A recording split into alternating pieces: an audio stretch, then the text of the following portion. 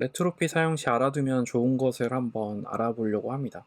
일반적인 레트로피 사용하는 방법은 인큐를 직접 사용하는 방법, 그리고 Rx자바를 사용하는 방법, 코르틴을 사용하는 방법, 이렇게 세 가지 정도가 있는데, 인터페이스 정의하는 방법에서 보시면 Rx를 사용하는 방법, 그리고 서스펜드를 사용을 해서 코르틴 사용하는 방법, 이렇게 정의를 하게 되죠, 보통은.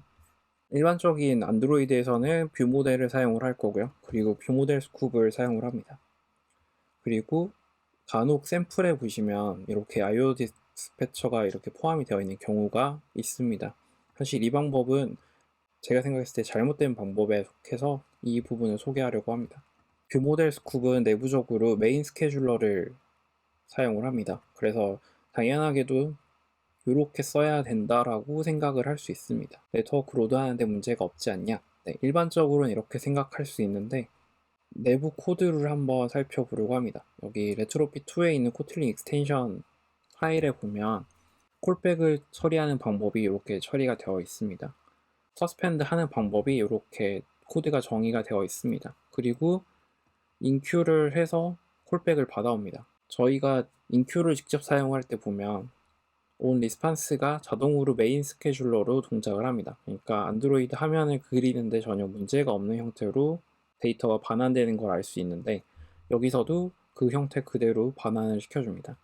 그렇기 때문에 내부적으로 백그라운드 스레드에서 네트워크 통신을 하고요. 그리고 그걸 다시 호출한 코르틴 쪽으로 리턴을 시켜줍니다. 그렇기 때문에 아까 보셨던 요로 디스패처 IO가 사실은 필요가 없게 되는 거죠. 이미 얘를 호출하면 내부적으로 인큐를 통해서 네트워크 통신을 하고 그거에 대한 값을 뭐 형태에 따라서 이렇게 받아오게 됩니다. 그리고 이 코드 자체는 블러킹을 시키고요. 이 블러킹이 시켜져 있고 거기에 따라서 이렇게 입세션으로 호출하거나 뭐 리즘으로 호출하거나 하는 등의 행동을 해야지 동작을 합니다. 그렇기 때문에 여기서는 이미 UI 스케줄러로 바뀌어서 그 값이 응답값이 리턴이 되게 됩니다. 만약 IO 스케줄러가 정말 필요로 한다면 직접 지정을 해서 뭐 처리를 할 수 있습니다. IO 스케줄러가 필요할 때는 캐싱이 필요한 경우에 이렇게 사용을 하겠죠.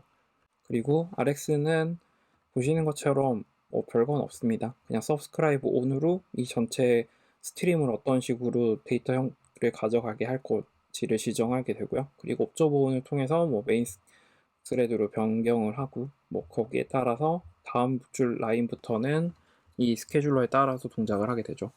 Rx의 장점은 이거고요. 코르틴의 장점은 뭐 여기서 위 컨텍스트를 사용을 해서 언제든 스케줄러 형태를 바꿔줄 수 있는 서로의 장단점이 있습니다.